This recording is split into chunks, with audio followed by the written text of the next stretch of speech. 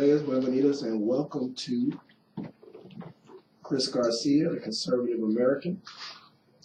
We're going to be talking about these lying, hypocritical liberals today. That's what we're going to talk about today as they continue to bash Donald Trump. And he hasn't even taken office yet. It's just amazing. I mean, they still have 65 days before they all just fall apart and die, because he hasn't even taken office yet. And yet they're so worried about what he's going to do.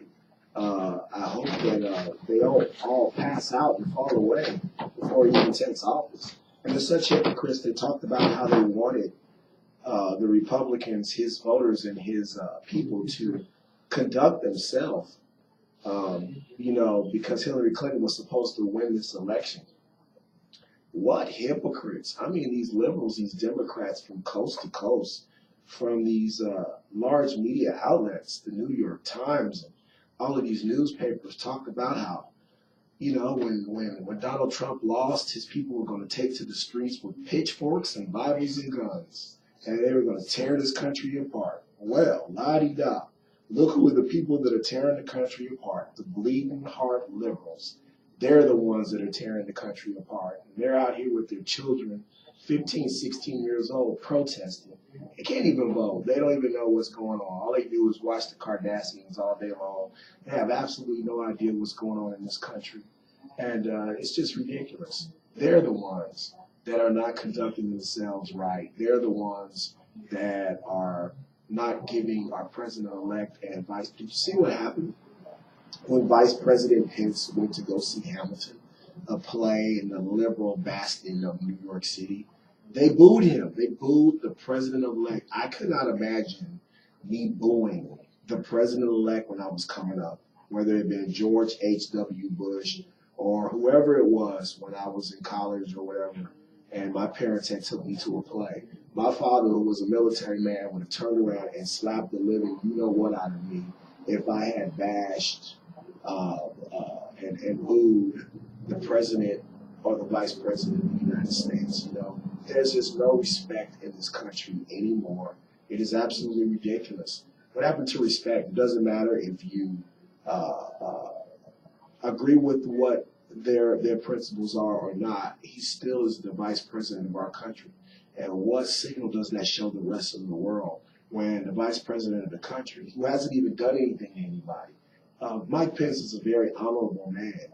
And how do you boo a person that hasn't even been in office yet? He hasn't even done anything. And he can't even take his family to go see a play. Shame on you, the actors in Hamilton, the actresses in Hamilton. Shame on you, the young man who was lecturing Mike Pence. You need to lecture yourself. You need to lecture the audience. You need to lecture the other actors and actresses that are in the play with you about respect. The first thing I would have done had I been one of the lead actors or actresses in that show is I would have said, please, this is the vice president. He's come to see our play. And, my father always talked about setting an example. What happened to that? If you don't agree with someone, then set the example. Why don't you do that?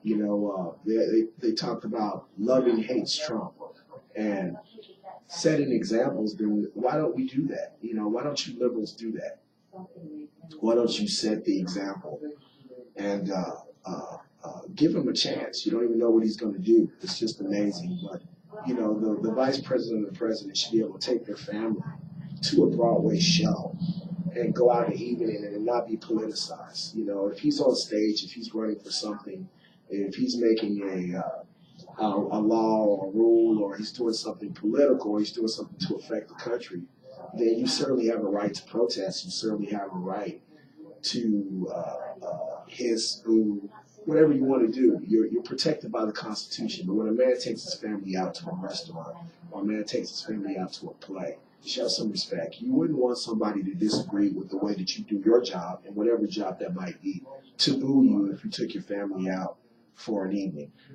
I think it's ridiculous. I think the liberals are such hypocrites. I just think it's a joke. The way that they're raising their children today, I think is a joke. And I'm always going to speak up about it. And if you like what I'm saying, if you agree with me, please call in 702-983-0711, 702-983-0711, and you can talk to me directly. I will soon be giving out a Google number in which you can call me and you can reach me directly. Tell me what you think of the show. Leave comments what we should do. If you would like to be a potential guest on the show, I can have our producer talk to you off the air, and you can call us and set up a way, whether you live in Las Vegas or you're going to be headed to Las Vegas, and we would love to have you on the show. My show, Face the Tribune, Rolando Maras, my show, Conservative American, or John Estrada show. Anytime you're going to be in the Las Vegas area vacationing or you live here, live in the surrounding areas, we would love to have you on, and you can call us at 702-983-0711, and we can set that up. You can either call in and be a part of the show, or you can come on and be a part of the show. And we also would love, if you love what we're doing here and you want to contribute to the show and keep us on the air, we also would appreciate that. And again, you can call in and you can talk to our business people and talk to our producer and find out how you can contribute to the show. And we're going to be on the air for many, many, many years to come. And we're going to continue to talk about conservative values and bringing our country in the right direction, because we're going in the wrong direction. And thankfully, we finally have a president that is speaking up for the common man, that is speaking up for the forgotten man, because we're forgotten. People who get up every day and bust their butt. I know I work very hard to put food on my table. And everybody in here, whether it be our producer CN or Rolando or anybody that works as part of our radio station and our paper, they work very hard to pay the bills and put food on the table. Nothing is given here. And so, we finally have a president that is talking about, they're concerned about them being able to pay their bills, not what's going on in Mexico, what's going on in China, what's going on someplace else. And they have the nerve to call them a nationalist, where you are, if you go to another country, they nationalize you. First thing they ask you is, what country are you from? What is your business here? And how long are you going to be here? So even if you believe in open borders and you believe that you shouldn't be a nationalist, try going to another country and spewing that liberal garbage, because the first three questions they ask you is exactly what I said. They want to know, what are you doing there and what's their intent? And they don't care that you're American. They don't believe in your values. They want to know why you're there. Why can't we ask the same questions? That makes us a nationalist or racist, or it's just ridiculous. They're such hypocrites. We don't need open borders. We need our borders protected. We need to know who's coming in our country. For the people that came in legally and the people that waited their turn and were documented, God bless you. That's the way you're supposed to come in our country. For those that aren't, I believe that this administration is going to change that. And you're going to have to come in legally. You're going to have to wait your turn like everybody else, even if you're coming from a war-torn country. Then yes, in certain ways, certain times, you are expedited into the country. Maybe you are given, not citizenship, but you're allowed to stay here because of the situation you are coming from as a refugee in a war-torn country. But we have the right to at least interrogate you. That's not racist. I mean, that's, you can't get a job without being interrogated. It's called an interview. You can't join the military. You can't do anything in life without people talking to you and wanting to know your intent. And I think that that's not just leftist or liberal. That's insane to allow people to come into your country. And are you here to hurt us? Are you here to harm us? Are you here because you want to be a citizen? Are you here because you love our country? Are you here because you want to contribute? You want to work? You need a work visa? These are simple questions. These aren't racist questions. These aren't insane questions. And like I said, if you go anywhere else in the world, they absolutely, at their border, and before you get to their border, find out what is your intent on being in their country, how long you're going to be there. And these are questions that the liberals don't want us to ask people coming from Syria and Iraq, who are coming from war-torn countries, and some of them are jihadists. They're coming here illegally, and we shouldn't ask them anything. We're not allowed to say anything to them. We're not allowed to interrogate them. Well, that's ridiculous.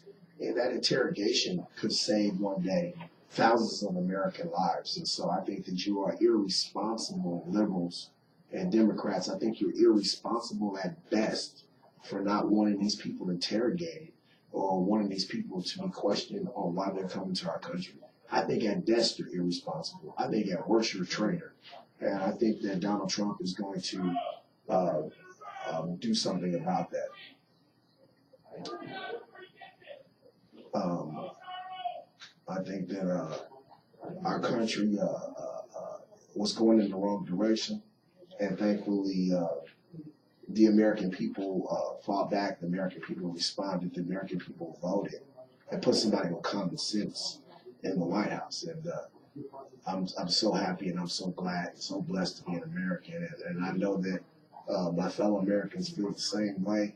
And we are taking back this country. We're taking back the White House, the Senate, the House, and soon the Supreme Court, I hope. And I hope that Donald Trump, president-elect, keeps his word, secures our borders, bring our jobs back, and prosecute those that are in this country illegally. I still believe that WikiLeaks did us a favor. I still believe that the Clinton Foundation and Hillary Clinton should be investigated. I still believe that. I still think that we have not gotten the full story on those emails, and I think that I would like to see who's going to be the Attorney General, and I would like to see if they are going to investigate them, because I think they're as crooked as can be. They left the White House, the Clintons broke in 2000, and now they're worth millions and millions of dollars through a supposedly nonprofit foundation. So I think that it's ridiculous, and what's going on there? Something's going on. Something needs to be investigated. Something needs to be investigated about those emails. They're going back and forth with the director of the FBI. She broke rules. She didn't broke rules. We're investigating 65,000 emails in 9 days. They had looked through 65,000 emails. That is impossible. Now, unless they work 24 hours a day, 7 days a week through those emails, there's no way 2 days before the election that they have looked through those emails and come to the conclusion that she did nothing wrong.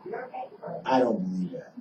There's something fishy going on, and I hope if Donald Trump does not want to investigate that himself, if he doesn't want to look like he's investigating, that they hire a special prosecutor, they hire somebody to look into and investigate those emails, because I don't believe that should just go away. I just don't. I think there's something fishy there, and something that could have been detrimental to our national security.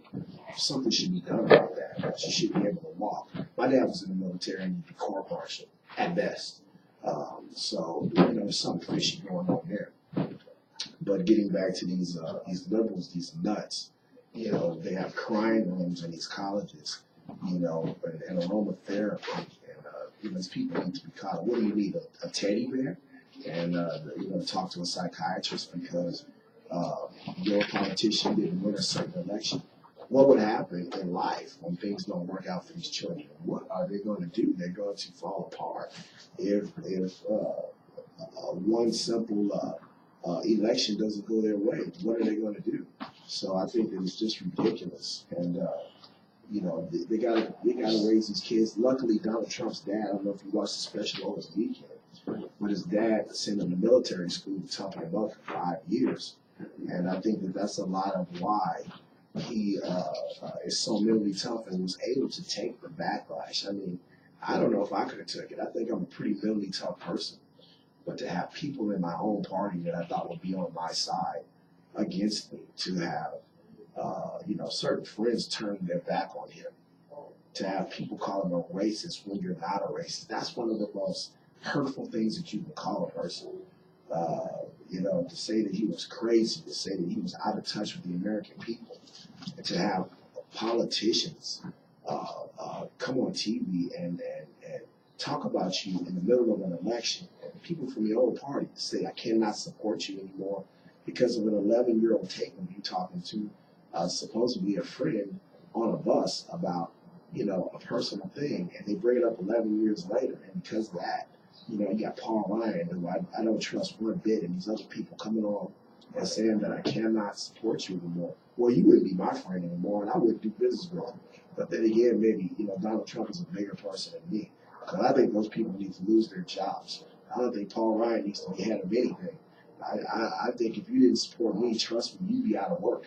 So, but that's why I'm not president or president-elect. That's why I'm doing a radio show, because Donald Trump a brilliant man. He's a rich man. He's a businessman, and he is our president elect. And he's a bigger man, and he's going to forgive and forget for the betterment of our country. But I think it's ridiculous. I don't think those people should have jobs. I don't think those people should be in positions of power in the Republican Party. It's just ridiculous. You cut on CNN or MSNBC or these night news shows on CBS and NBC and ABC.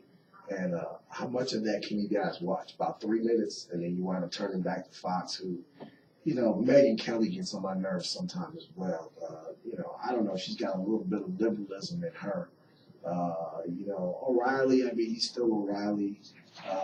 But Hannity is about the only one to me, Judge Jeanine, that continue to hold the torch for conservative views that we all share. I don't know what's going on. It's like these. I know she's got a new book out, Megyn Kelly, and she's been on every network talking about it. But it's just ridiculous. These people are all selling out, and they're selling out for the money. And, they don't care about this country. I mean, she ought to be ashamed of herself, Megyn Kelly. I mean, because I thought I was watching CNN because she was so against Donald Trump running for president. This is, your personal views. There are people, many people, that said that, yes, personally, I think Donald Trump did some things that were, horrible in his past, some things that I could not stand for. He said some things and made some comments, but they've still voted for him because they want the best for the country. You have to put your personal views aside when you're talking about the United States of America. And Megyn Kelly knows in her heart that Donald Trump was best for this country, but she could not seem to put her personal views aside for 1 minute. She just, every night, it seemed like she had something against Donald Trump. She seemed like she was a liberal. She seemed like she was a Democrat to me. She seemed like she worked for CNN. And I saw the other day on CNN promoting her book. I'll give her a pass. I know Donald Trump will give her a pass as well. But I don't think he'll be meeting with her anytime soon. Hannity, that's a different story. Hannity is a good guy. He's a conservative man. He speaks his mind. He was on Donald Trump's bandwagon from day one, and I just love everything that he stands for. Larry Elder, continue to do what you're doing. Sheriff David Clark in Milwaukee, continue to do what you're doing. And Herman Cain and all these other great conservatives out here. And they're all black, too, all African American. Isn't that amazing? I thought black people didn't vote for Donald Trump. I thought black people were conservative. Well, I'm black and Cuban. I'm conservative. And I voted for Donald Trump. And I believe that this country is now going in the right direction. I'm a small business owner myself. And so it's very important for me to have somebody that is pro-business, especially mom and pop. I'm a mom and pop business owner, my wife and myself. So it's very important to have a president that wants to help you out, help you put food on your table, and wants to give you incentives and lower taxes so that you can expand your business and you can be part of the American dream, which the Clintons and the Obamas just crushed. Their trade deals were absolutely awful, detrimental to this country. We saw tons of jobs leave this country, and I think Donald Trump now is going to tax you. Now, you want to come back to this country, you want to sell goods in this country, and you sold out the American people, you're going to pay for that. And I think that that's fair. I think it's fair for you if you want to leave. That's America, but it's going to cost you if you want to come back. And I think that that's American as well. So, I think that I'm just so proud. I'm so excited. I wake up every day now, and I don't know if you all feel the same way. You wake up with a little more excitement. You feel energized. And that was the thing. They talked about the energy of the Trump supporters. I think that was underestimated. I think that was underreported, is that you had so many people so excited to go out spending hours to vote for Donald Trump. And I don't think those people had the same energy to vote for Hillary Clinton. I don't think they had the same energy. And I think that support and that energy is just going to grow through his first 4 years. And I predict, and you mark this show, that 4 years from now, it will be an electoral college landslide. I can see him possibly winning 44, 45 states. You always have to take California and New York off. I mean, that's just automatic. That's nuts on the USA. Except certain parts of California and some parts of Western New York who tend to be more conservative. But then again, maybe I'm proven wrong. I mean, who would have ever thought that Michigan and Pennsylvania would vote for a Republican? So, maybe he'll win even New York State. And he won't win the city of New York. I mean, we saw that as Mike Pence tried to go see a play. He'll never win New York City. But maybe the rest of New York State he'll win. He'll never win, San Francisco or L.A.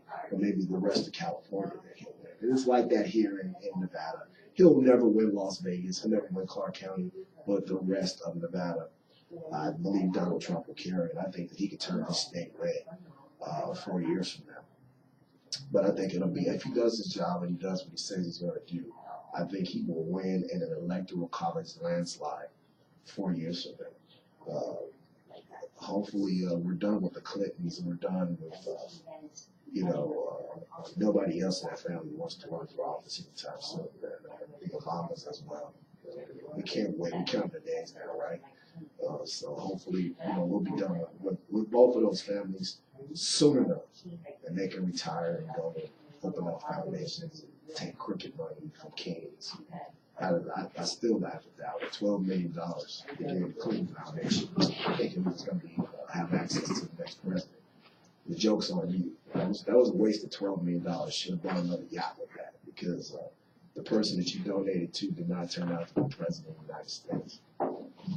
So I think it's just ridiculous, and I think that the energy of the Trump supporters is growing, and I think that he's going to have an electoral college landslide 4 years from now. And he never, they're so hypocritical. He never talked about immigrants in this country. He never talked about legal immigrants. He talked about illegal immigrants, and then specifically, he talked about criminal illegal immigrants. That's who he talked about as far as the people that he wanted to deport out of this country. And he talked about wanting to strengthen our borders, and build a wall. And I think he is going to build that wall. I think he's going to build that wall. I think he's going to reform our healthcare system, and he's going to repeal and replace Obamacare. What I like about him so much, though, is that there were certain parts he met with Barack Obama in the White House. And I think Mr. Obama was very worried. He's very worried about his legacy. And because most of the laws that he passed, he used his presidential powers to pass them. And they didn't pass through the House and the Senate like they're supposed to. He used executive orders, and he used the strength of the presidential pen to pass a lot of his unconstitutional laws to pass. And I think that Donald Trump is going to come in. He's going to use his pen to undo a lot of what damage Barack Obama has done to this country.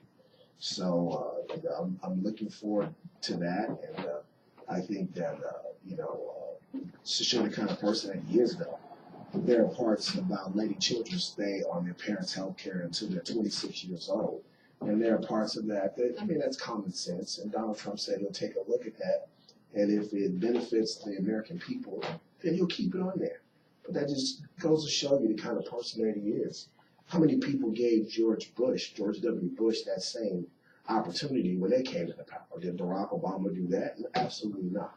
How nice was George Bush's transition team to Barack Obama's presidency when they came into office? And that's the one thing, at least I can say for Barack Obama, if I can say one good thing.